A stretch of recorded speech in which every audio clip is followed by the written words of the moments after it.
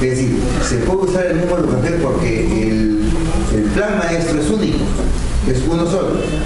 Podemos usar el mismo Lucajer, solo que en el momento que hacemos las restricciones, eliminamos las restricciones pertinentes a la programación semana.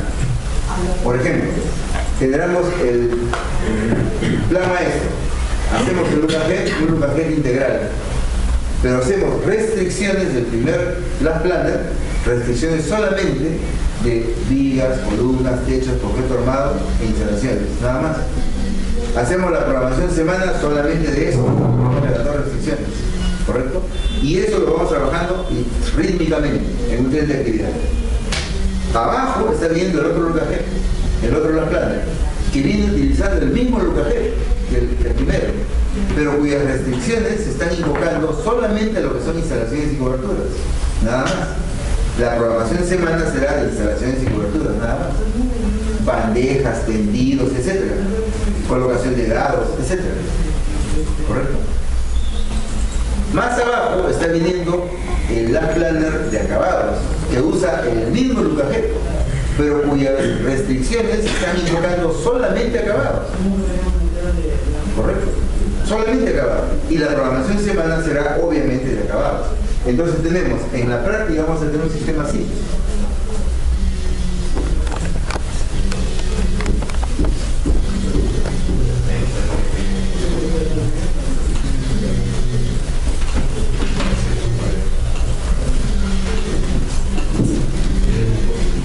Vamos a tener un sistema así. Tenemos acá el UKG. Lo dividimos en 4 semanas. Semana 1, semana 2, semana 3, semana 4. Correcto.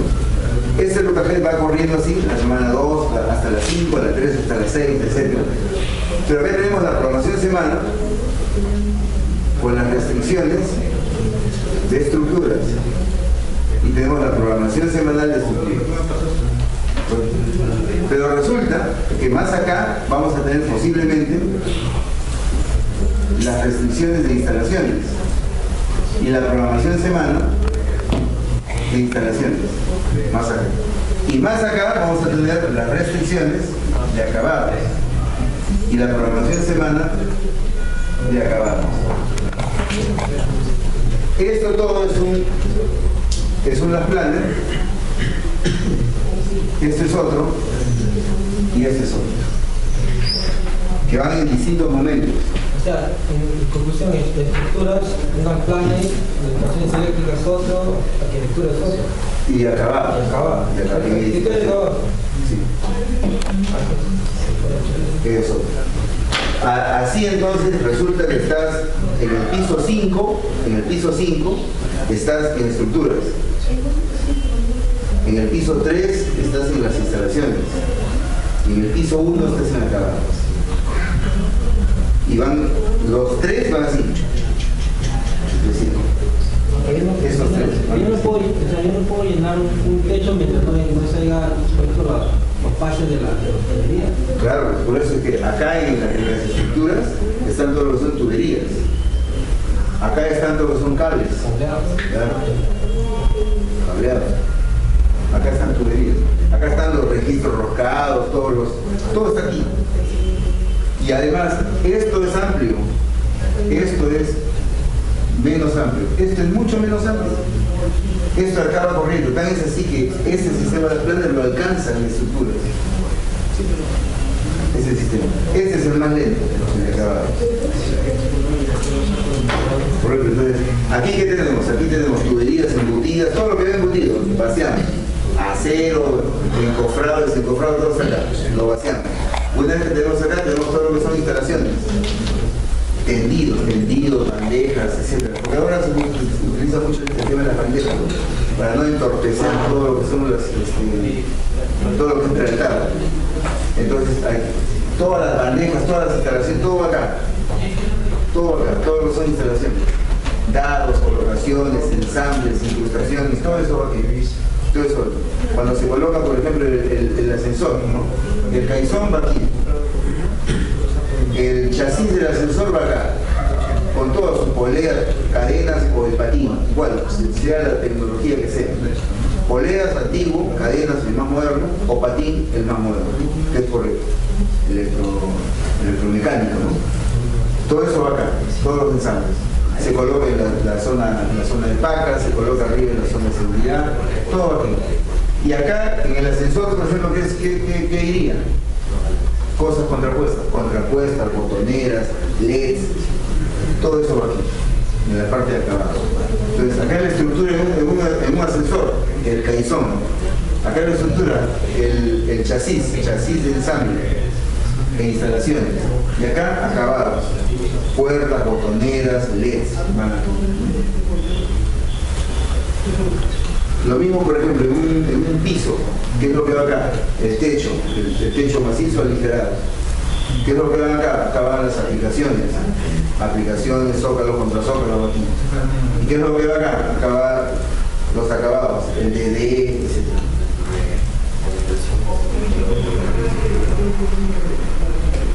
Entonces, ese sistema es así. No es que tengamos, por ejemplo, en las planners hacemos un solo last planner para toda la obra, no. O sea, es lo que más nos conviene. Y lo que más nos conviene es que no hacemos todo un piso, después hacemos todo un segundo piso, todo un tercer piso, no. ¿Por qué no? Porque así no generas ritmo de trabajo. Y estás invocando la variabilidad. Para poder disipar la variabilidad, lo que tienes que hacer es un sistema tal de que no pare nunca, hasta que se acabe, lógicamente. Entonces, haces el sistema con 3 planes, pero utilizas el mismo lugaje. Este es el base, este va corriendo arriba, va corriendo, y acá lo vas desagregando. Tan es así que tenemos 3 equipos de trabajo, ¿no? El equipo de trabajo estructural, el equipo de instalaciones y el equipo de acabado, que normalmente son diferentes personas, entran en diferentes momentos. Cuando ya estamos en esas instalaciones a la mitad, normalmente cuando estamos a la mitad ya se acabó estructura, ya no tenemos agua en obra, ¿no?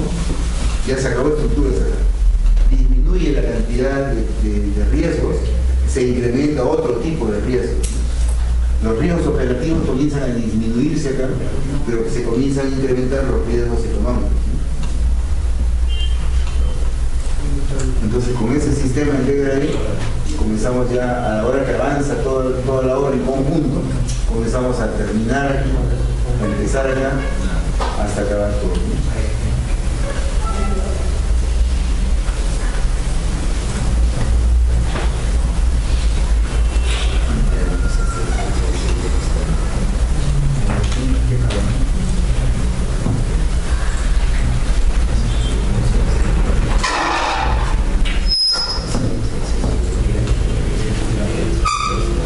Bien, entonces ya lo tenemos más claro cómo hacer para poder generar este last plan. Ahora necesito que ustedes tengan pues los cuadros para poder ir avanzando, pues, ¿no? Tienen que avanzar en esto para poder lograr ese last plan en el caso que ustedes tienen.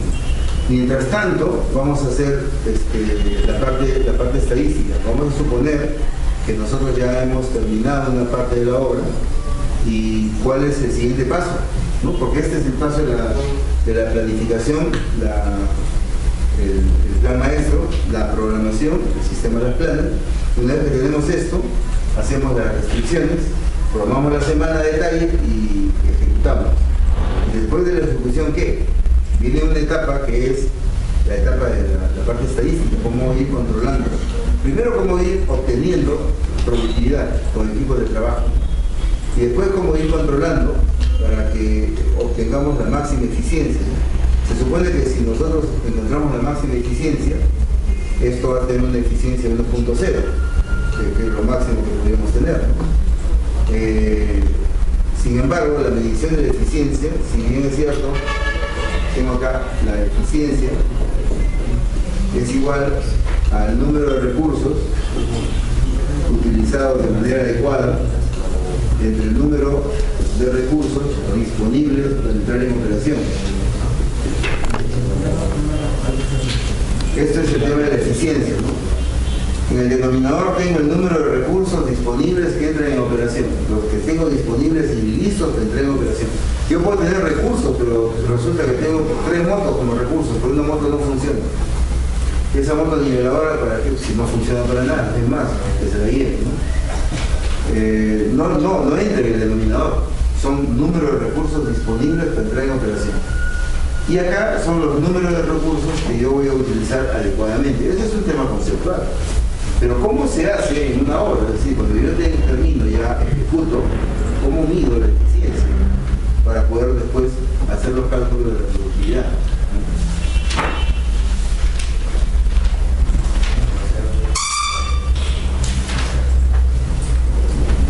Además de eso tenemos lo mismo, pero en cantidad de horas hombre.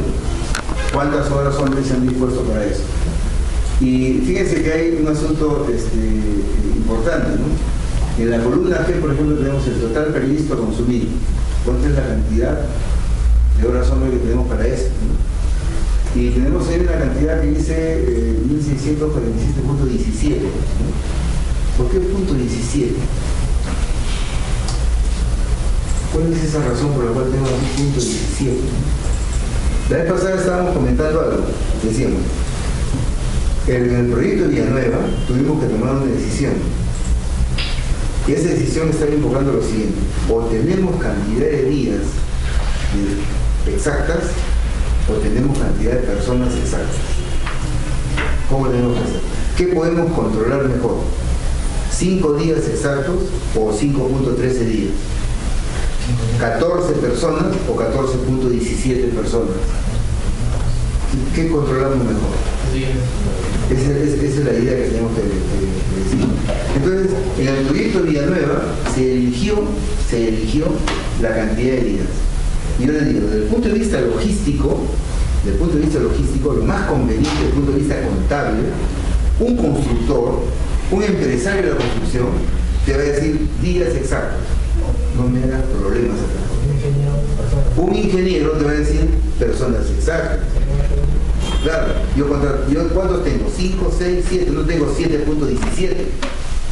Yo tengo 5, 6 o 7 personas. No tengo 5.17.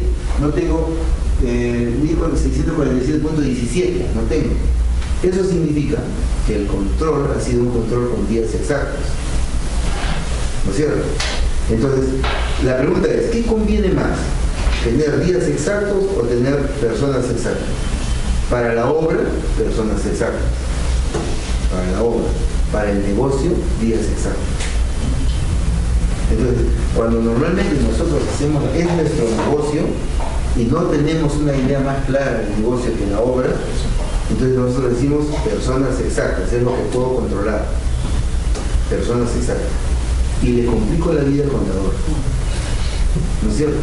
Mientras que un empresario de la construcción ya se las sabe todas y dice, no señor, aquí días exactos. Pero los ingenieros que trabajan, los ingenieros, que sirven, además tienen éxito. ¿No es cierto? Entonces, esa más o menos es la dicotomía. Días exactos, personas exactas. Son intereses diferentes. Yo diría que los días exactos es mucho más conveniente porque tengo mucho mejor control del valor ganado.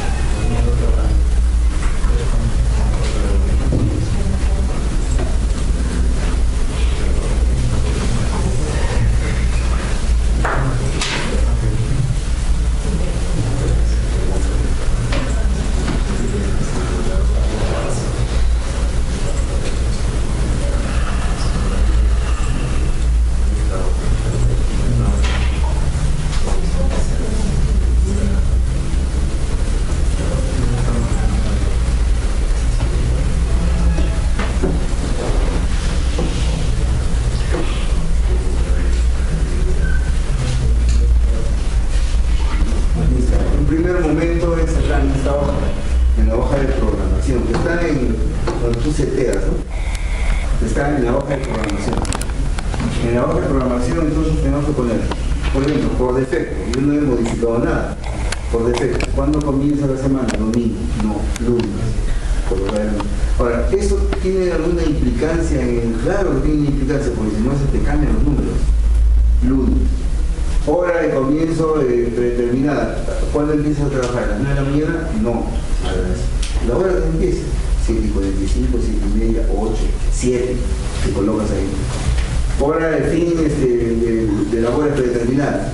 6:30, 7:45, 7. A la hora que sea, porque internamente este programa lo que va a hacer es va a contabilizar la cantidad de horas laborales y lo va a empatar a la programación que tú tienes del calendario. Si hay una diferencia y tú le has puesto por alguna razón automática, como le he puesto yo, automática, que la mayoría pone automática, no pone manual, entonces dice, ya, yo decido, y te cambia. ¿Y cambia con qué propósito? Con el propósito de terminar lo antes posible. Y de repente tú no quieres eso. Obviamente toda la obra tú la quieres terminar lo antes posible, toda la obra, ¿no? Pero tú no quieres para esas partidas. Para algunas partidas no las quieres. Tú quieres que la partida esté dentro, por ejemplo, de la ruta crítica. Que siempre esté dentro de la ruta crítica. Entonces tú la seteas para que siempre esté que sea una partida crítica. Si tú no pones de esa forma y lo has cambiado acá, MS Project va a tomar la decisión por ti y lo va a hacer lo antes posible. No le va a interesar que tú quieres que sea crítica esa partida, sino lo va a hacer lo antes posible. Lo mismo, cuando tú tienes una partida que está concatenada de fin a comienzo, por ejemplo, fin a comienzo menos 4 días, quiere decir, 4 días antes que termine esa partida tiene que arrancarse esta, como se programa. 4 días antes, tú lo tienes establecido así. Muy bien. Si tú lo pones de esa manera y no has modificado esto, al menor cambio que tú hagas de recursos en la programación, te va a programar como lo antes posible. Y te lo pones como fin a comienzo. No 4 días antes como tú has pensado, sino como fin a comienzo. Entonces cuando termina esa partida se arranca la otra. Y tú no has querido eso. Tú lo que has querido es que 4 días antes que termine esta, se arranque la otra. Eso has querido. Pero ya lo modificamos. ¿Cierto? Siempre le hace lo antes posible porque por defecto, y está acá, vamos a ver cualquiera. He puesto aquí valores nada más, ¿no? Cualquiera, digamos esta.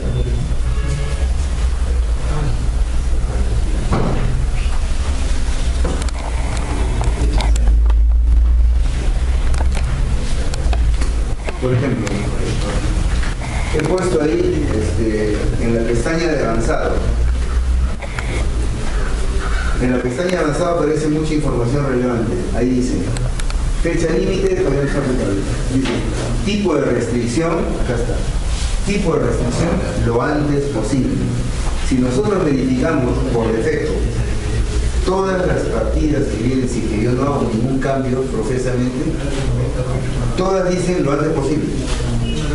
Entonces, obviamente, si yo programo algo, se estima, se asume que yo quiero hacerlo lo antes posible.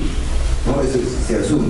Pero cuando yo pongo alguna restricción en la verificación de la partida, perdón, en la programación de la partida, como 4 días antes, por ejemplo, o por ejemplo, un comienzo, que esta comience, pero que la otra empiece 2 días después que empiece la anterior. Yo quiero eso. Si no hago ese cambio que les he mencionado, y yo genero un pequeño cambio de recursos, lo que va a hacer en ese proyecto es que lo va a poner después que termina la partida predecesora. Entonces va a ser fin a comienzo es por defecto. ¿Por qué? Porque está programada lo antes posible.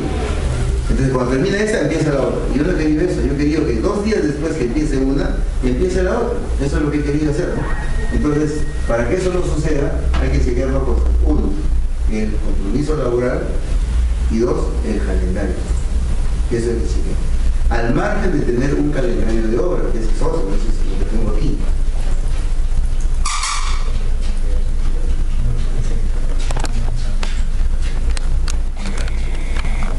Esto ya es la parte cotidiana. Ese calendario es el calendario de obra, es la parte del día a día. Día a día, ¿cuál es el horario de trabajo? Aquí lo pongo. Día a día, mi horario de trabajo es este. lo ubico como editor. Ese es el programa. Entonces, de esa semana, que la denomina semana laboral, tengo que determinar qué horario es en la mañana, qué horario es en la tarde. Y de esa forma suma algebraicamente lo que tengo, las horas son de la mañana, las horas son de la tarde. Y eso me tiene que dar la cantidad de horas que yo quiero en el día. Esa cantidad de horas que yo quiero en el día se van computando, porque cuando yo digo, por ejemplo, un operario va a trabajar lunes, martes y miércoles, va a multiplicar por la cantidad de horas disponibles que tiene de acuerdo a este periodo laboral. Y lo va a coincidir con la cantidad de horas totales que yo he puesto en el seteo, que son las horas laborales, de tal hora a tal hora, sin tener en cuenta el refrigerio. Y ese es un tema importante. ¿Por qué? Porque tenemos un refrigerio de almuerzo hasta acá, 12:30, 1, dependiendo de su factor social, dependiendo, tienes una cantidad. De tal forma que asume, digamos, la cantidad de horas de 8 horas al día que te has comprometido a pagar, ¿no? Y se han comprometido los trabajadores a trabajar también. Entonces, aquí lo está tomando como todo. Y coincide. ¿Esa es la cantidad máxima de horas en el día? Sí. El horario que tiene como periodo laborable tiene una cantidad que es menor a la cantidad máxima del día, sí. Si es así, lo toma en cuenta. Y si no, lo recalcula. ¿Cómo lo recalcula? Lo antes posible. Y ahí es cuando tú tienes la impresión de que dices, pucha, se chocolate. Yo así no lo he dejado. ¿No? Abres el archivo mientras estás haciendo otra cosa y tú dices, alguien ha entrado anoche y lo ha modificado.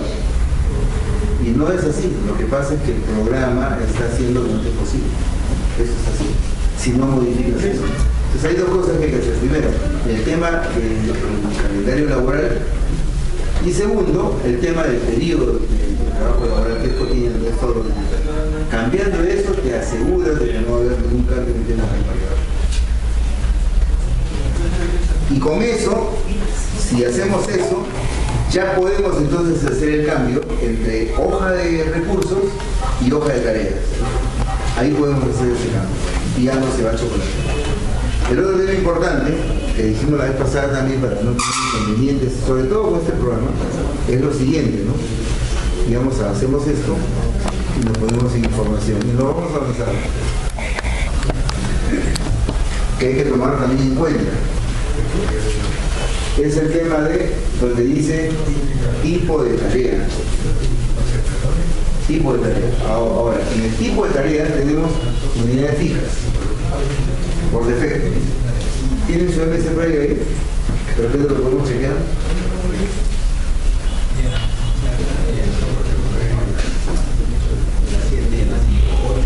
En el tema de nos vamos entonces en información de la tarea, hay que poner cualquier cosa ahí, una letra y en el tipo de información de la tarea tenemos tipo de tarea.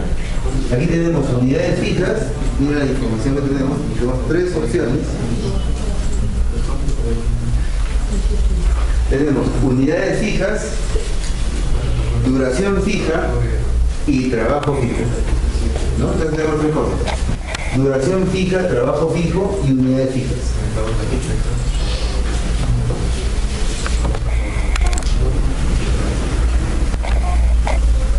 ¿Cuándo usamos una cosa y cuándo usamos otra cosa? Por defecto, ¿cómo está? Por defecto dice unidades fijas. Por defecto, ¿no? Pero acordémonos que este MS Project está diseñado para poder administrar cualquier tipo de proyectos, no proyectos de construcción civil. Nosotros tenemos que elegir qué nos conviene más. Hay partidas, por ejemplo, que tenemos que ponerle como duración fija. Hay otras partidas que le ponemos como trabajo fijo. Pero hay otras que son unidades fijas, obviamente. ¿Por qué? Porque tenemos una cantidad contractual que poder hacer en una obra y esa la debemos tercerizar. Entonces la pregunta es, ¿cuándo usamos una, cuándo usamos la otra? Esa es la pregunta. ¿Cuándo usamos duración fija? Para empezar, duración fija. ¿Cuándo usamos?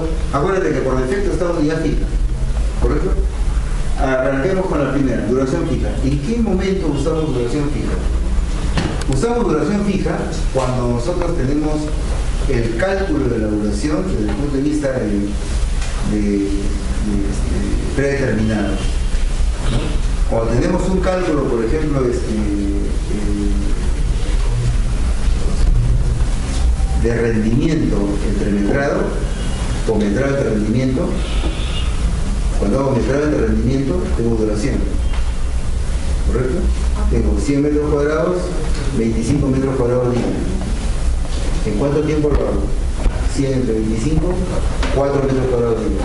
¿No es cierto? Entonces, cuando yo estoy pensando que voy a cumplir un rendimiento para poder llegar a cubrir una cantidad de tiempo, entonces esa es duración fija. Yo estoy asumiendo que el rendimiento se va a cumplir. Si el rendimiento se cumple, la duración se cumple. ¿No es cierto? Eso estoy asumiendo. Entonces, le ponemos duración fija. Con duración fija es cuando estamos haciendo un sistema determinístico. El sistema determinístico está asumiendo la duración fija. Metrado entre rendimiento, esa es una duración fija. ¿Correcto? Muy bien.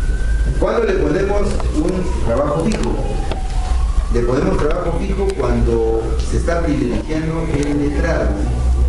El metrado, es decir, la duración de la obra está en función a la cantidad de metrado que yo voy a hacer. Cuando yo privilegio el metrado y el metrado es lo principal, por ejemplo, estoy haciendo un vaciado de premezclados, tengo una cantidad de metrado ahí, que es la parte más importante para mí. Y la cantidad de tiempo está en función a la cantidad de metrado que yo voy a hacer, entonces pongo trabajo fijo. No va más que ese metrado, que es diferente, por ejemplo, en el momento que hago movimiento de tierras. Movimiento de tierras es distinto, porque movimiento de tierras puedo sacar 1000 cubos, de repente no fueron 1000, fueron 1080 cubos. No fueron 980 cubos, no fueron más 1000, ¿no? Entonces, ahí en ese caso pongo entonces trabajo fijo, cuando tengo el metrado como la unidad más importante que me va a determinar la cantidad de tiempo. Pongo trabajo fijo. ¿Y en qué casos, por ejemplo, pongo unidades fijas?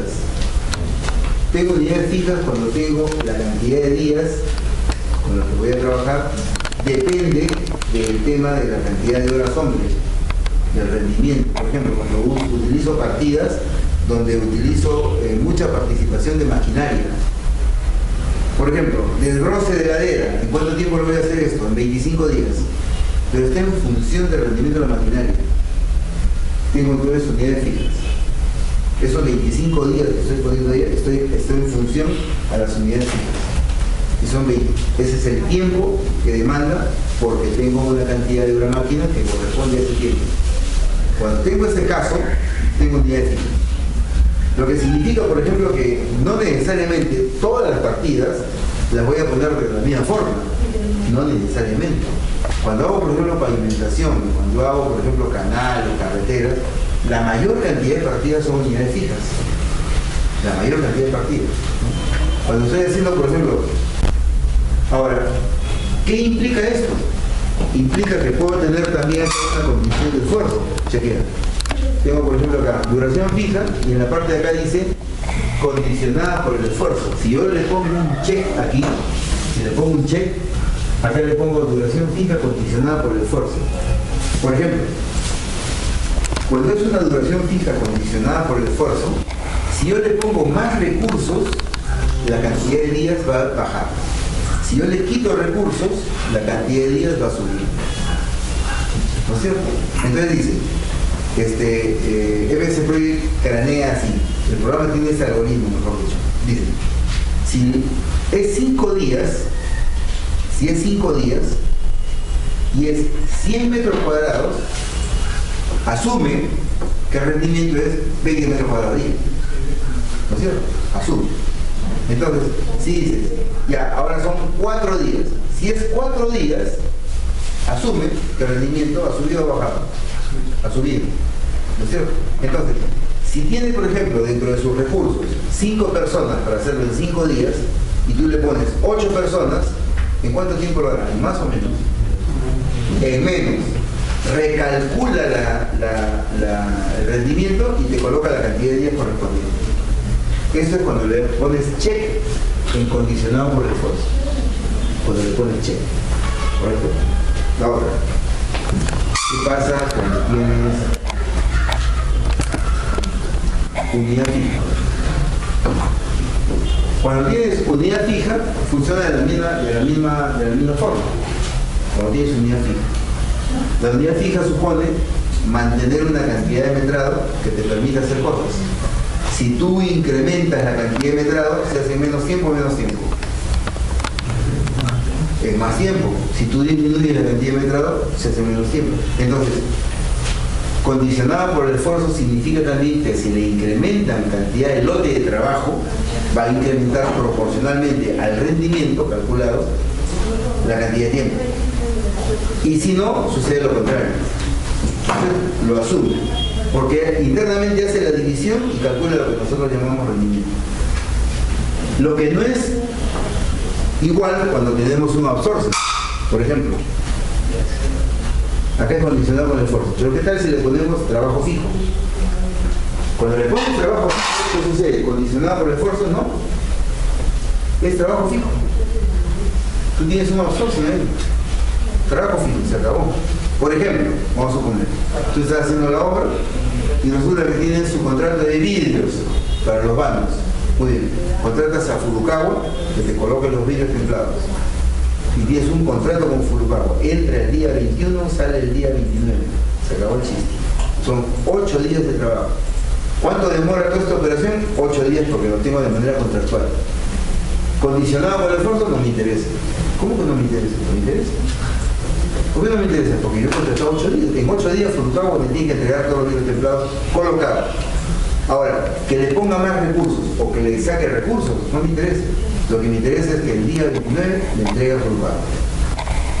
Por eso es que no tiene condicionado por el esfuerzo, no necesita. Porque le pongas más recursos, no le pongas más recursos, igualito va a ser. Por ejemplo, cuando estamos haciendo una programación de proyectos, dentro de la programación de proyectos está la programación de obra. Dentro de la programación del proyecto, ¿correcto? Muy bien. Se hace la programación del proyecto en MS Project, del proyecto inmobiliario. Todo el proyecto. Desde la concepción de la idea, la planificación, la aceptación por el directorio, es decir, todo se programa. ¿Correcto? Se programa todo. Muy bien. Hacemos el estudio de mercado, todo lo programamos ahí. Dentro de eso está la ejecución de la obra, la liquidación de la obra, el cierre del proyecto. Todo está programado ahí. ¿Correcto? Muy bien. Hacemos todo eso y dentro de eso está licencia de construcción, dentro de eso está notariales, registrales, etc. En los registrales vamos a generar las fichas, ¿correcto? Las fichas, vamos a proyectar las fichas de las unidades inmobiliarias, ¿no? De una unidad inmobiliaria la vamos a disgregar en 64 unidades inmobiliarias. De ellas tenemos 50 departamentos, 14 cocheras. Listo. Muy bien. Hacemos, y ese trámite está programado. ¿Cuánto dura ese trámite? 11 días. De acuerdo a la ley. Entonces, eso lo programamos como trabajo fijo. Entonces nosotros decimos, pero ¿sabes qué? Pongamos más tramitadores y lo hacemos en menos tiempo, ¿no? Porque son términos de ley.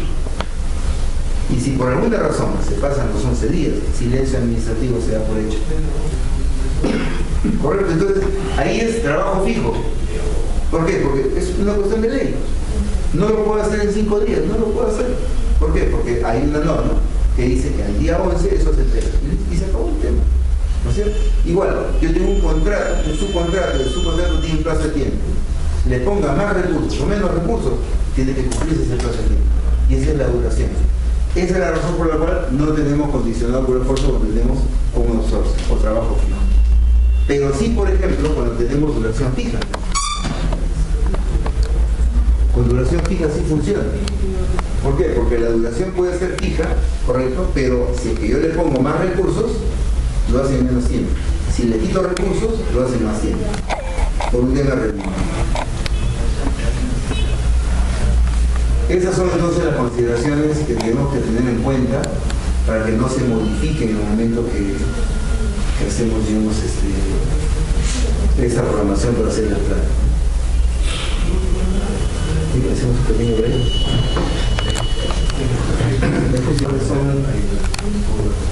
¿Cuáles son los reportes y la estadística que hacemos una vez que ya hemos ejecutado la obra, ¿no?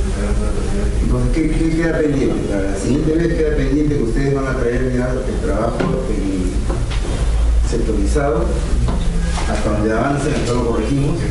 Tiene el cuadro de partidas, el cuadro de entradas por sector y por elemento, y un primer ajuste para ver si es que está bien, está mal, etcétera, y cómo podemos hacer el cambio, ¿no? De tal forma de que al final nos quede un tren de actividades, un tren de trabajo que nos permita hacer cíclicamente el trabajo, ¿no?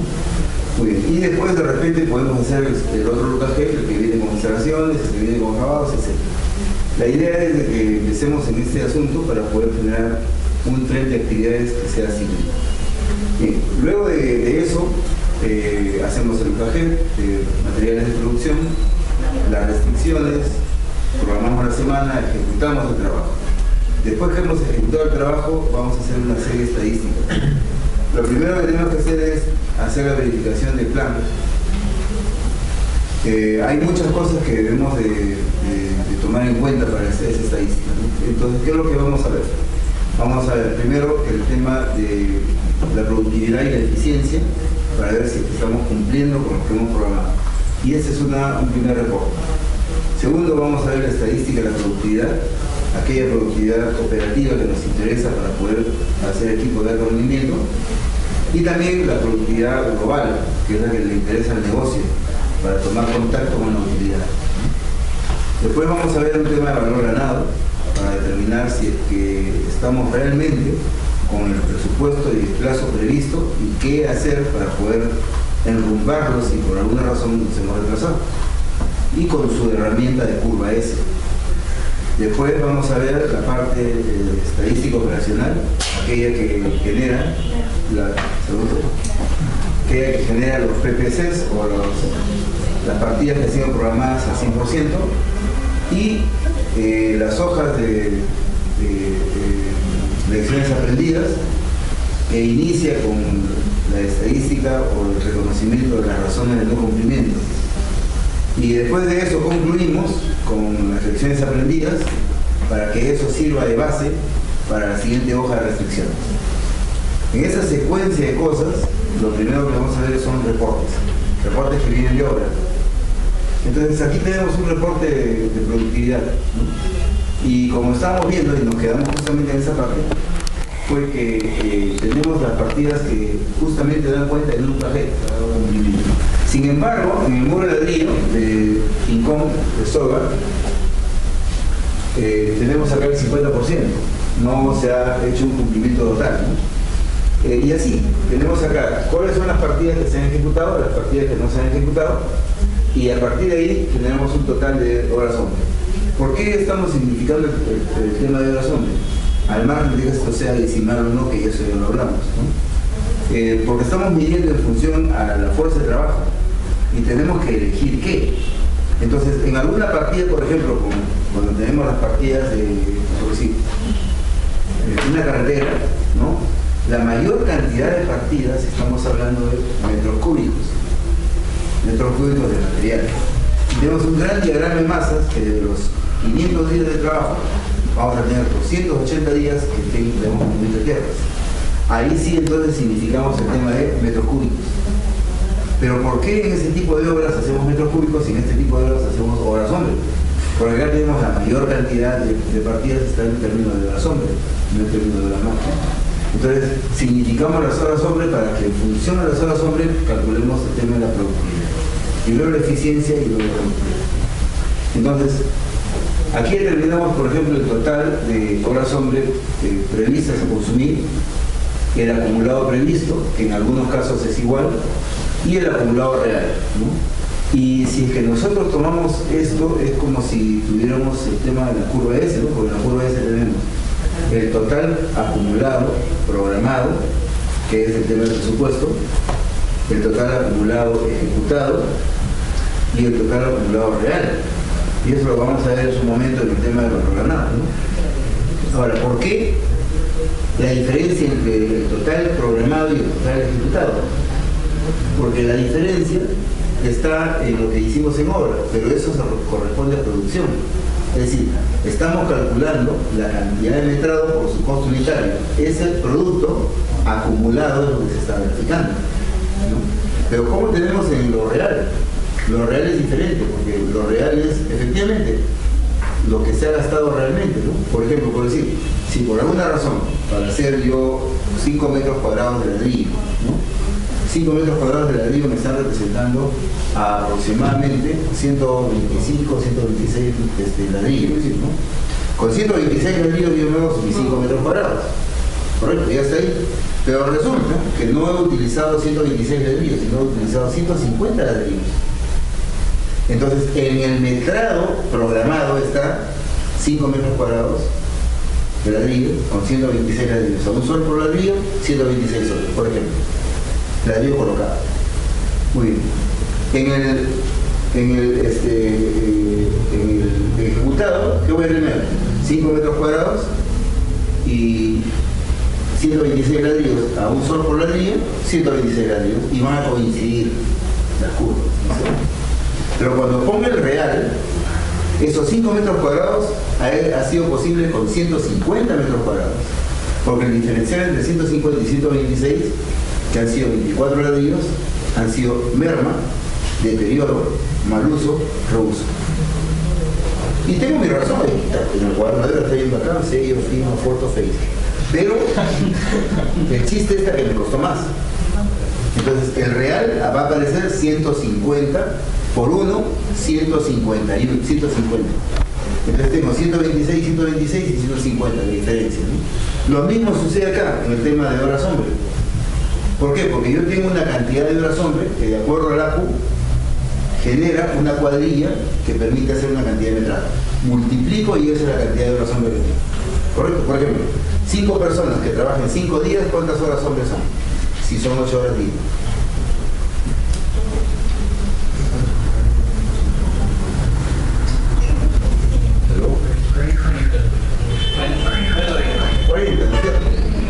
Son 40 horas. Esas 40 horas hombre las tengo. ¿Para que haga cuánto? Esa cantidad de metraje. Pero resulta que yo necesité 2 personas más para que hagan la chamba. Es decir, para que la hagan bien. Estoy entonces utilizando 56 horas hombre, no 40, sino 56, que ese es lo real, ¿no es cierto? Lo mismo pasa acá.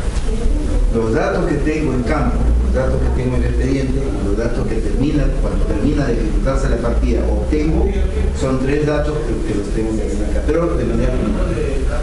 Esos 3 datos están aquí, pero hace un diferencial, porque aquí tengo, por ejemplo, que el acumulado real no es sino el producto del previsto por el porcentaje acumulado real que estoy haciendo.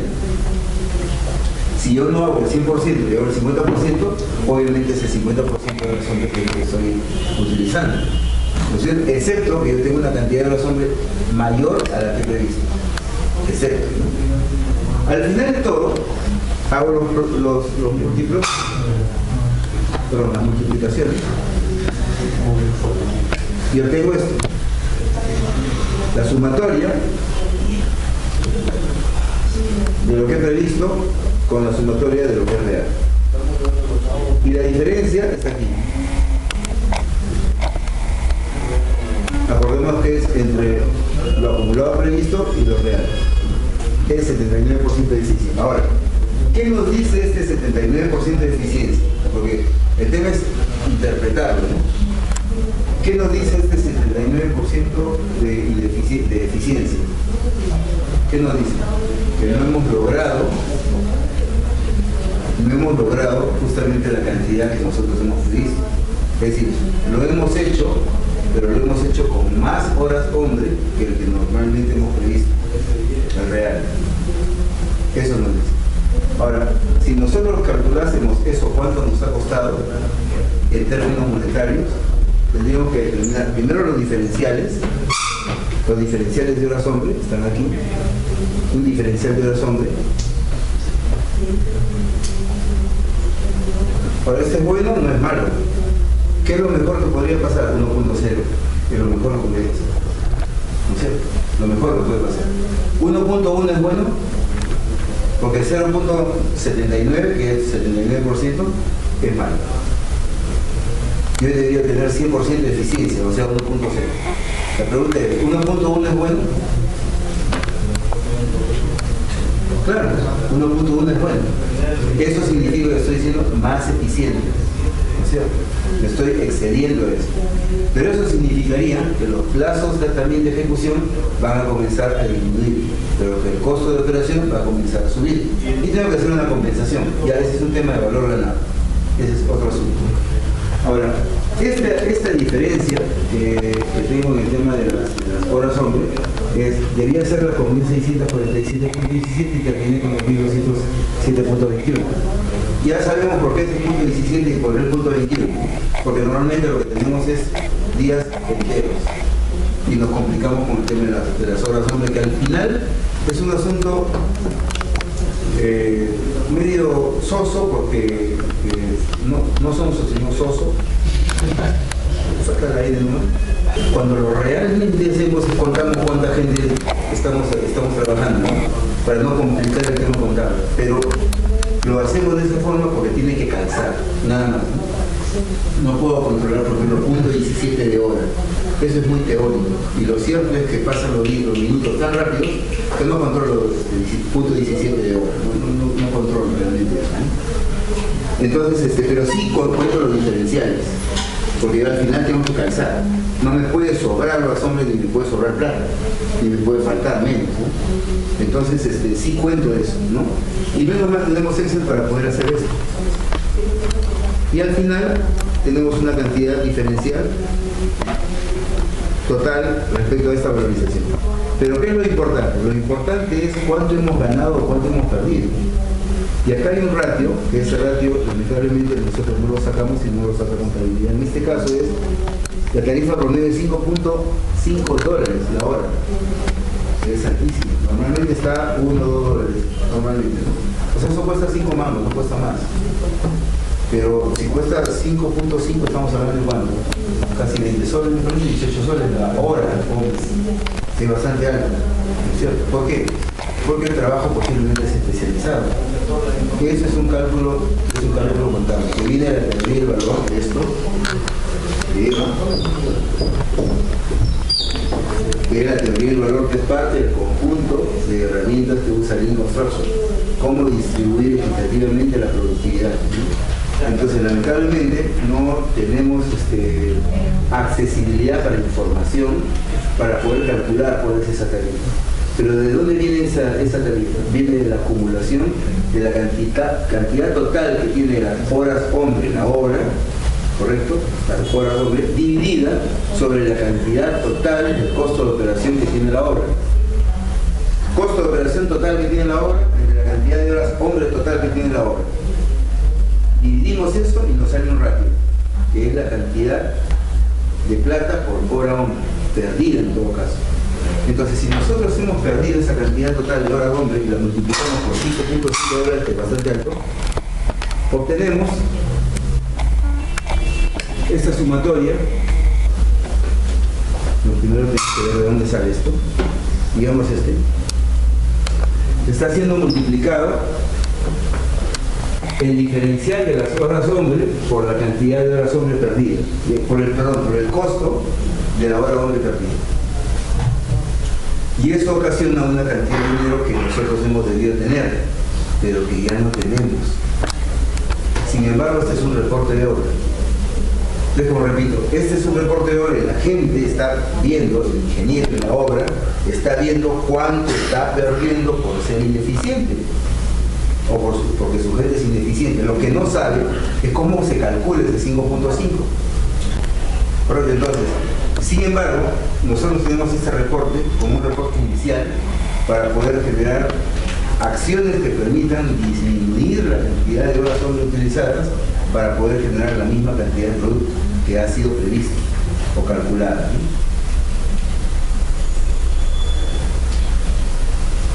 ¿no? Ahora, cuando la eficiencia está disminuyendo, o sea, de 0.5 abajo, para abajo, normalmente lo que se tiene que hacer es reestructurar el trabajo. En la reestructuración del trabajo significa que quizás hay dos cosas. Estamos teniendo más mezclado para una cantidad de mano de obra que no merita, o tenemos una cantidad de obra que no conoce cómo hacer el trabajo, que necesita más cantidad de mano de obra para poder hacerlo, ¿no? Lo otro que puede pasar es también que la dosificación del trabajo, es decir, la estructura de división del trabajo, está mal calculada. Esta está mal calculada. Esta de acá. Por ejemplo, nosotros ponemos a un operario y un peón para que haga 20 metros cuadrados de carrajero. No lo va a hacer, pues. No lo va a hacer.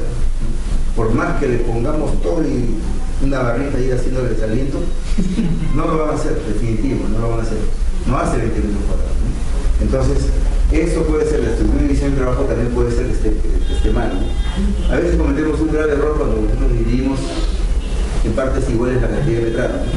100 metros cuadrados en 5 días, ¿cuánto hacemos? 20 metros día, 20 metros día, 20 metros día. Y eso no es así, porque hay un tema logístico muy importante. Una cosa es con guitarra, otra cosa es con cajón. Una vez que estamos en el se da vuelta todo. Y lo aprueba porque mi jefe tampoco sabe. Pero el que esté en obra, ese sí sabe. Ese sí sabe. Y de repente 20 no es una buena idea. De repente 20, 50, 30 y los otros 2 días de balde. Tenemos que achicar el plazo de tiempo, ¿no? Entonces, este tema de estructura de división de trabajo está mal calculada, sucede también por esta situación. Y esto normalmente en obras se ajusta. ¿Cuándo ajustamos el asunto? Cuando estamos pensando que estamos perdiendo. Cuando estamos dándole nada más, pasamos los reportes y después a la 5ª semana viendo y están perdiendo. No sé por qué, están perdiendo, ahí te indico por qué. Si tú te hubieras dado cuenta de una semana para otra, hubieras puesto ya los mecanismos de acción para que no suceda la próxima semana. Cosa que cuando caminas en el otro lugaje, evitas eso, ¿no? Y eso sale en el reporte de productividad valorizado, que es este acá. Cuando teníamos un reporte de productividad que tenía solamente esto, no servía solamente para la curva esta. Pero ahora que hemos incrementado esto, ahora sí nos sirve. Es más, aquí tiene 100%, pero podemos determinar cuánto es lo que sigue. Lo proyectado del saldo, ¿cuánto vamos a hacer? ¿Y cómo me aventuro a poder decir cuánto voy a hacer? Es la curva que le mencioné acá de las distribuciones de frecuencia. Ajusto una cantidad de trabajo que me permita lotes pequeños para hacer cíclicamente el trabajo, evito la variabilidad y tengo mayor nivel de confianza. Y me aventuro a decir cuánto puede ser el próximo lugar o la próxima promoción semana. ¿Alguna pregunta hasta acá? Y lo otro es acá, para hacer la estadística.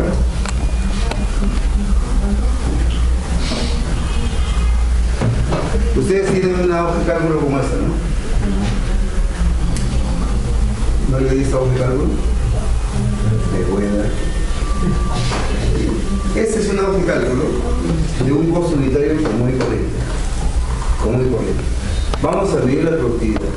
Entonces, lo primero que hemos hecho es, acuérdense que tenemos ahí 6 cosas que vamos a ver, ¿correcto?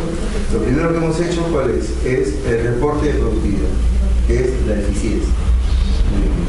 Con las horas hombre nosotros podemos calcular la productividad siempre y cuando tengamos la misma cuadrilla para hacer el trabajo. Si cambiamos de cuadrilla, obviamente esa productividad no vale. Correcto, muy bien. Esta es una cuadrilla que está haciendo el trabajo. Aquí vamos a calcular la productividad. Pero en el tema de la productividad tenemos la productividad operativa, la productividad global.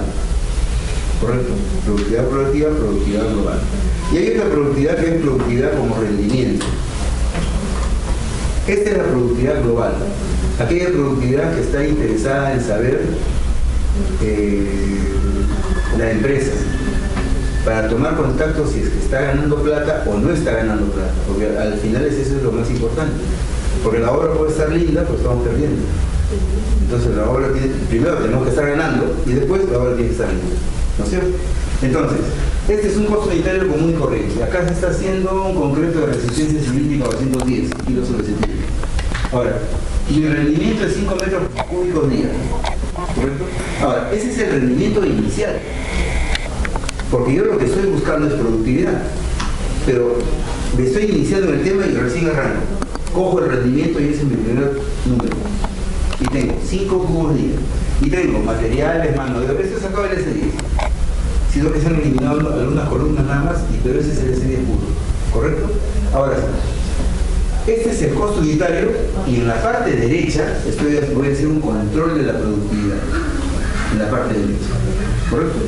¿Qué es lo primero que tengo? No está diagramado, no tiene ni siquiera líneas, no tiene colores, nada, para que ustedes le pongan sus propios colores. Lo que tiene es conocimiento nada más. Está separado por una franja de este color, solamente para saber que este es el costo unitario y esta parte de acá es el cuadro de productividad. Muy bien. ¿Qué tenemos acá? Fíjense, tenemos el base. ¿Qué significa el base? Son los datos que yo estoy obteniendo del costo unitario. Datos obtenidos del costo unitario, nada más. Y luego tengo las fechas de ejecución. Tengo dos fechas de ejecución. El 17 de enero del 2014 y el 18 de enero del 2014. ¿Correcto? Estos son datos reales de obra, datos de campo. ¿Correcto?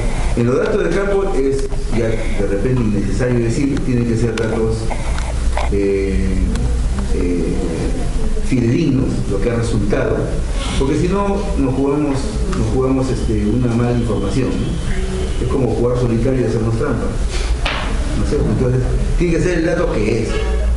Si el dato que no te favorece, no importa, la estadística te va a decir después que ha sido bien que tú pongas el dato real, porque eso te va a permitir generar un nivel de confianza alto y sucede en la realidad. Esa es la buena noticia. ¿Correcto? Bien, entonces tengo dos días que tengo datos, y donde dice base acá, donde dice base aquí, este base es del dato del costo unitario, el expediente técnico, digamos, ¿no? Muy bien, acá tenemos una relación de insumos. Estos son todos insumos: cemento, arena, piedra. También tengo capataz, operario, oficial, todos los insumos. Acá a la derecha tenemos acá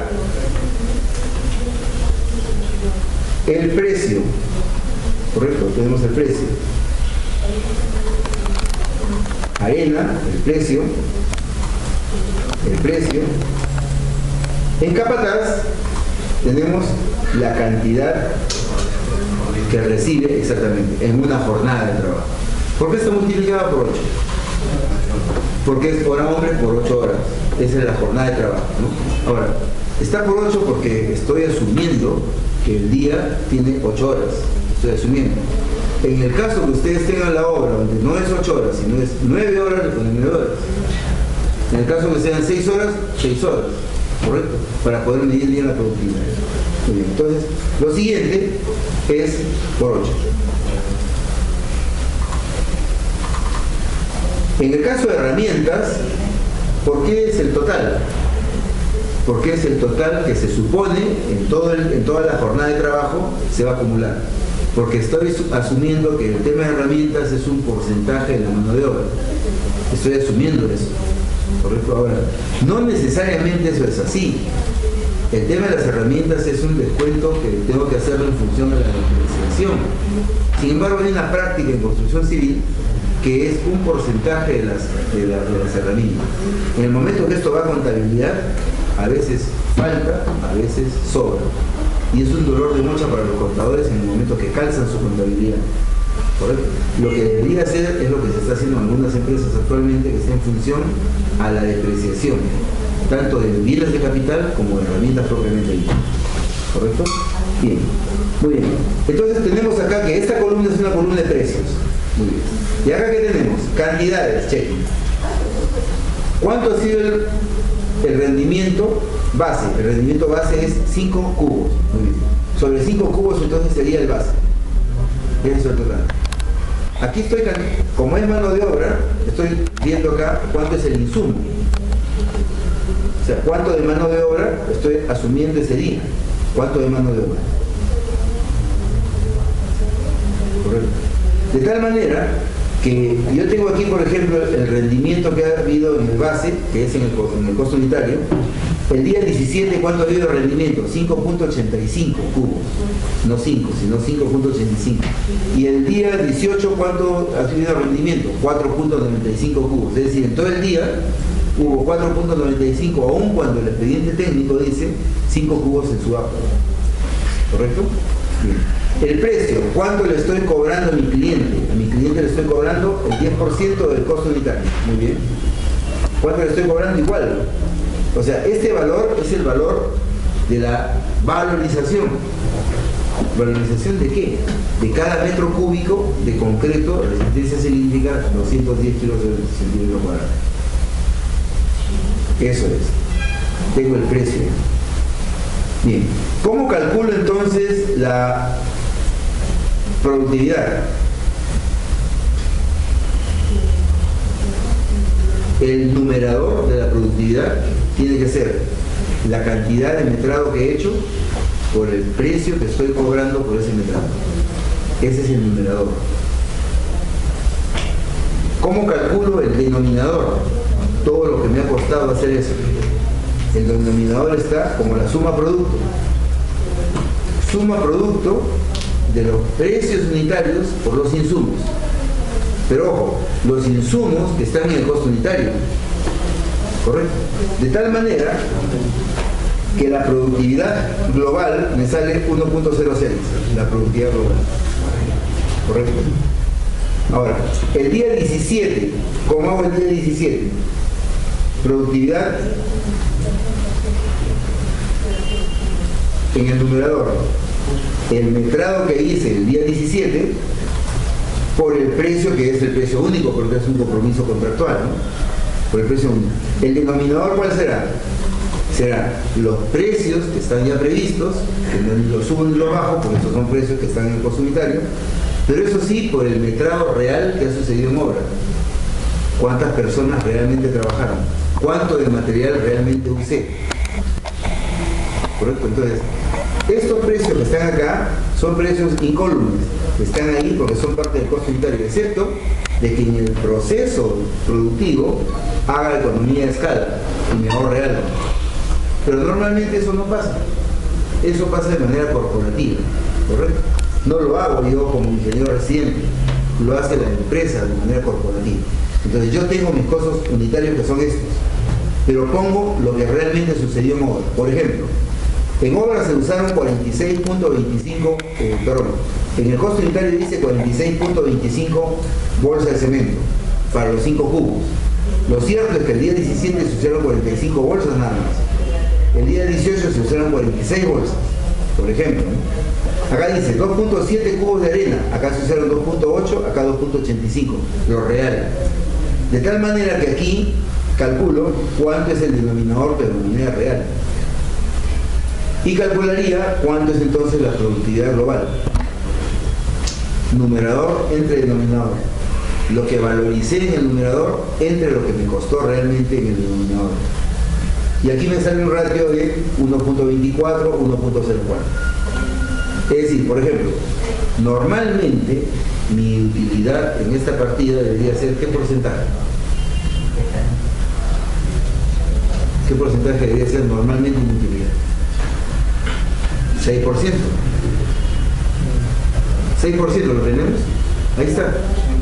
6% debería ser, ¿no? El día 17, ¿cuánto fue mi utilidad? 24%. El día 18, 4%. Eso fue. ¿Qué pasa si es que en algún momento esta productividad global sale 0.9? Estoy perdiendo. ¿No es cierto? Ahora, ¿puede ser que sea 0.9? Claro que puede ser. 0.06. Lo mejor que me puede pasar es estar siempre encima de 1.06. ¿No es cierto? Y lo peor que me puede pasar es estar bajo 1.0. Eso es. Ahora, si que yo quisiera proyectar esto, yo puedo decir, si es que esta misma cuadrilla va a estar trabajando esta misma partida, ¿cuánto más o menos puede ser la predicción para la siguiente semana, para la siguiente vez, para el siguiente día? ¿Cómo lo tengo que hacer? Hacemos uso de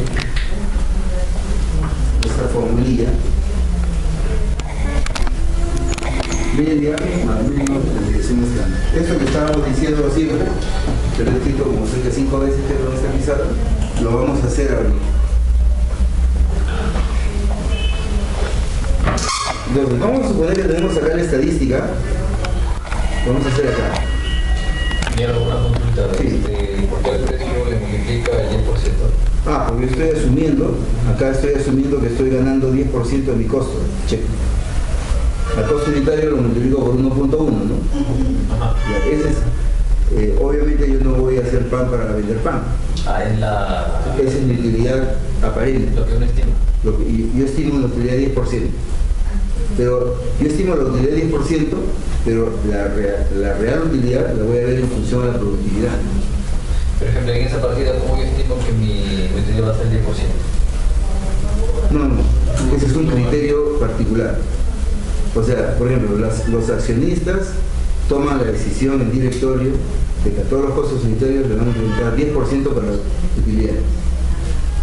Nada más, ese es un tema corporativo. Tú asumes eso. Ese es un dato, mejor dicho. No es que, claro, debería tener una justificación porque hay 10%, ¿no? Pero esa es una cuestión de los accionistas. Nada más. Pero lo que sí te puedo sustentar es por qué tiene que ser siempre el mismo precio. Porque ese es un compromiso contractual. Yo he quedado con mi cliente que le voy a cobrar 910.56 soles el metro cúbico. No le puedo subir ni tampoco bajar. ¿No es cierto? Entonces, mantengo eso siempre a lo largo de todas las organizaciones. ¿No es cierto? Pero el criterio de cobrar el 10% o 15 o 5 o 6 es un criterio particular. No, pero en este caso estamos asumiendo que yo voy a gastar 827.28, ¿no? Y que al final voy a cobrar un 10%. Exactamente. Sí, el 10% de ese costo. Pero a la hora que calculo bien, me está saliendo 6% del... ¿No es cierto? Entonces estoy perdiendo. ¿Perdón? Se está perdiendo. Al salir 1.06. No, pues porque... O sea, de acuerdo a lo que, bueno, el que se pone el 10% ahí, pensando en que, bueno, es un top. O sea, generalmente no es que esté perdiendo, sino que estoy dejando de ganar. Estás dejando de ganar. Estás dejando de ganar. Exactamente.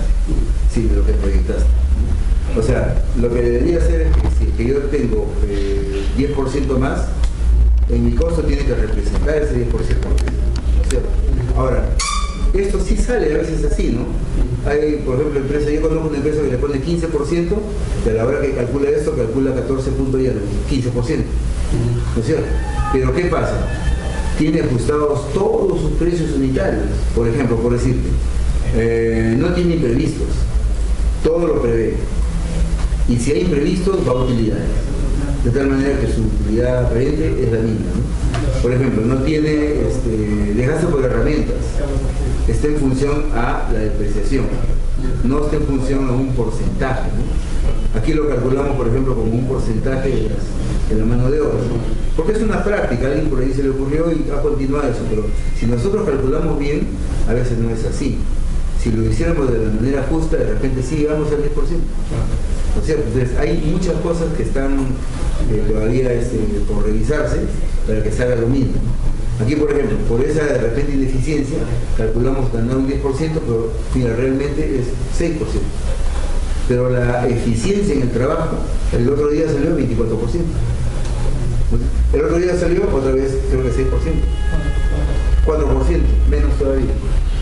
¿No es cierto? Entonces, ese tema es todavía controversial porque más que un tema operativo de obra, viene a ser un tema económico de manejo empresarial. Bien, nos quedamos aquí que vamos a asumir, solamente vamos a asumir de que tenemos acá el día, no sé, día 1, 2, 3, 4, 5, 6, 7, 8, 9. 9 días.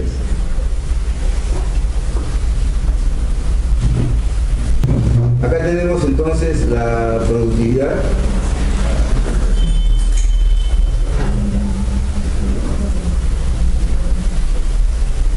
La productividad global.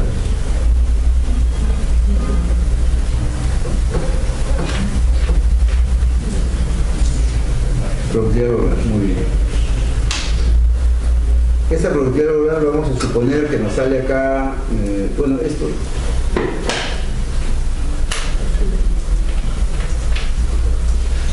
Acá nos sale 1.08, acá sale 1.15,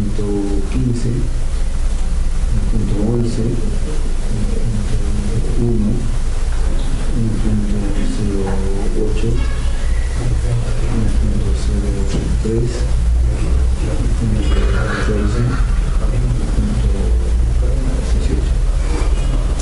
está. Vamos a suponer que tenemos esos valores. ¿Ya? Vamos a suponer que tenemos esos valores. Esa es la productividad global. Nosotros tenemos que calcular, de la productividad global, tenemos que calcular lo siguiente.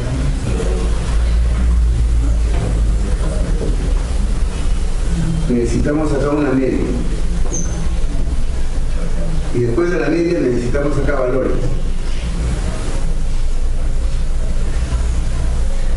Necesitamos valores. Una de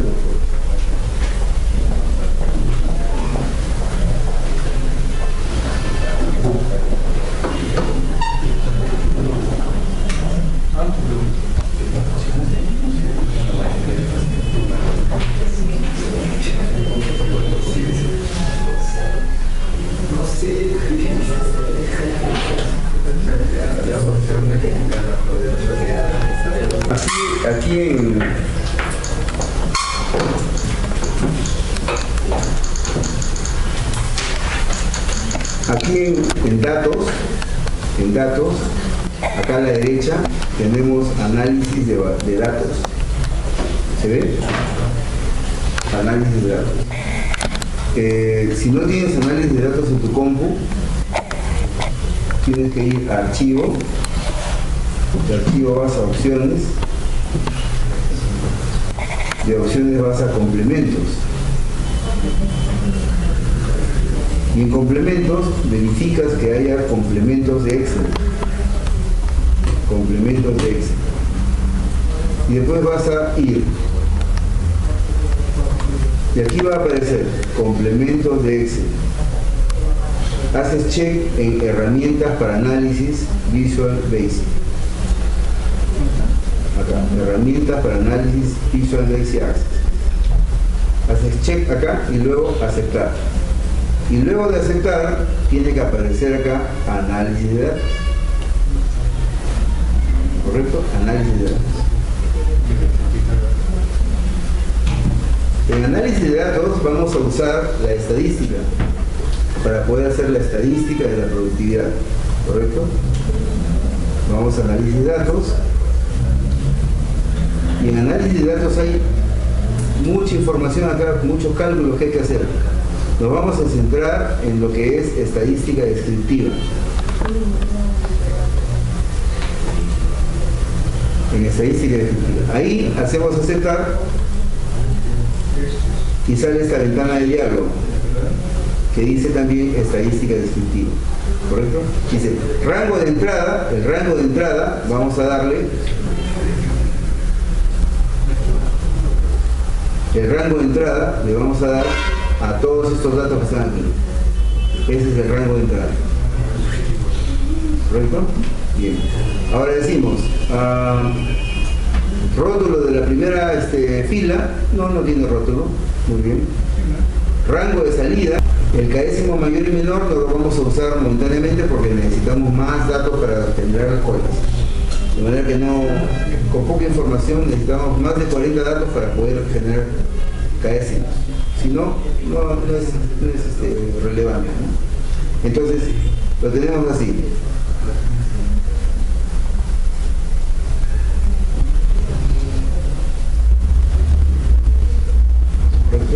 Esto es agrupado por fila, ¿no?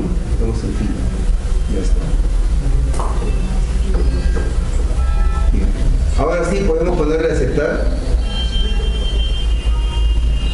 Y tenemos acá la información.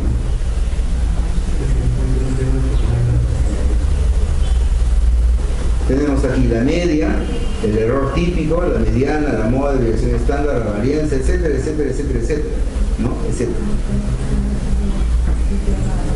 Entonces, por ejemplo, tenemos la media. ¿Cuál es el valor de la media? El valor de la media es esta de acá. Ese es el valor de la media. Esta es la media hasta el momento.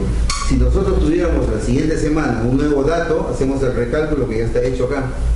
y se recalculará la media y ahora cambiará la media, ¿no es cierto? Muy bien. Tenemos entonces acá la desviación estándar 0.06. Esta es la productividad global, la que tenemos como información ahorita, como datos, ¿no? Esta es la media. La productividad media es 1.12 hasta el momento, ¿no? Sin embargo, el valor mínimo, y vamos a hacerlo aquí,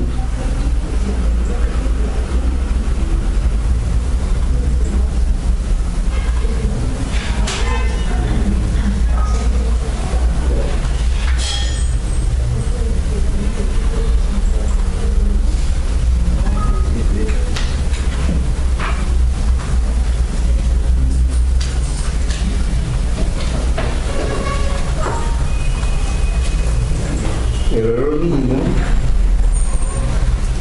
es este valor que está acá,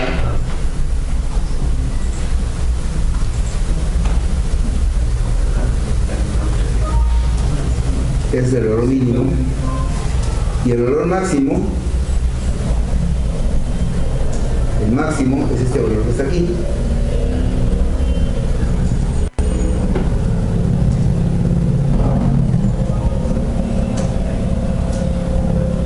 Tenemos entonces un valor mínimo, un valor máximo. Tenemos la media y la productividad global. Pero debemos poner el mínimo más probable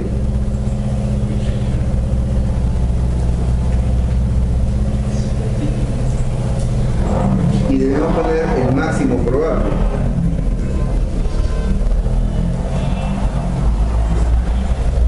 El máximo probable. El mínimo probable sería entonces la media. ¿Dónde está la media? Esta media más la desviación estándar, perdón, menos la desviación estándar. Y la desviación estándar está aquí.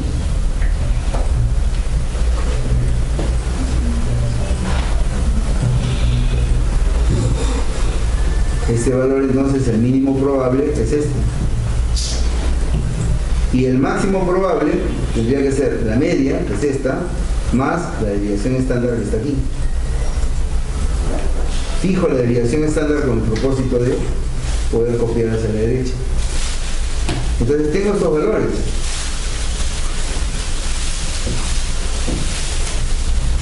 Tengo el valor mínimo, el mínimo probable, la media, el máximo probable y el valor máximo y la productividad global, ¿correcto?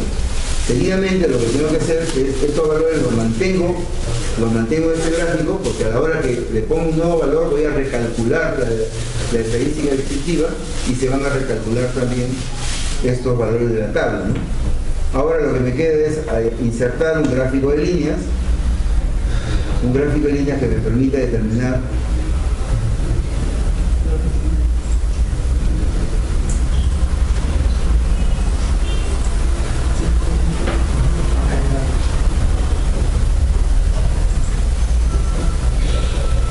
este gráfico de líneas, que puede ser desde 1, aquí lo voy a chequear bien, el formato de ejes. En el formato de ejes pongo el valor máximo como 1,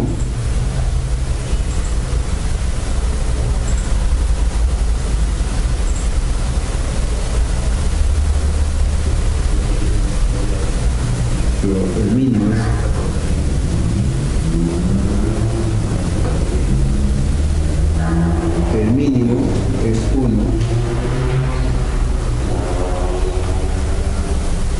Ya está. Ya tengo estos valores. Y acá lo que me va a permitir es seleccionar datos, editar,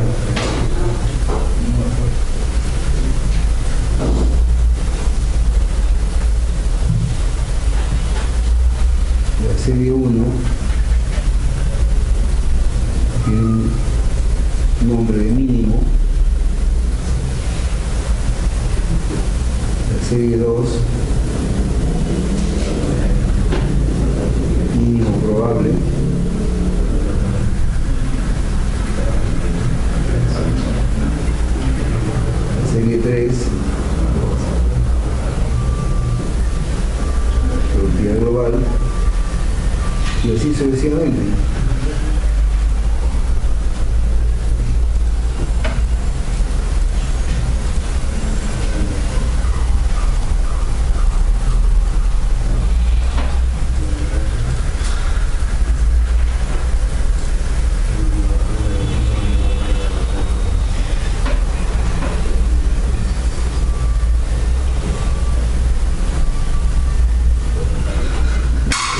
hicimos migrar. Entonces acá tenemos los valores de la media está aquí, la productividad global es este color, esa es la productividad global, la que va variando, y en algún momento ha estado sobre la media, otros momentos ha estado bajo la media, ¿no? En algún momento tomó el valor mínimo, en otros momentos tomó el valor máximo. Los valores que deberían proyectarse son los valores mínimo probable y máximo probable, es decir, los que están en este rango, media más menos desviación estándar. ¿Y por qué es importante la desviación estándar? Porque la desviación estándar va ajustando de tal manera con la estadística que yo voy a hacer cotidianamente, día a día, va ajustando para disminuir la variabilidad, de tal manera que un gráfico normalmente es así, empieza así y va terminando así. Se va ajustando de tal manera que la variabilidad está generando en los picos un cono. Y obviamente, con el trabajo de mejoramiento continuo dentro de la filosofía de Lean Construction, lo que está haciendo es disminuyendo la variabilidad, para que tenga valores mucho más cercanos a la media. Obviamente estas medias, al cambiar los datos cotidianamente, las medias van a ir cambiando, se van a ir ajustando. Y podemos llevar un control de la variabilidad respecto a cómo se está comportando la productividad. Y ese es el primer gráfico que necesitamos saber, porque todo esto ha resultado en función al cálculo de la desviación estándar. Por eso es importante calcular la desviación estándar. La media es una media lineal. Hay casos de medias ponderadas, pero esa es una cuestión muy depurada, ¿no? Con media lineal es suficiente. Pero eso sí, el tema de la desviación estándar es clave, porque eso nos va a indicar justamente de qué manera vamos a reducir la variabilidad.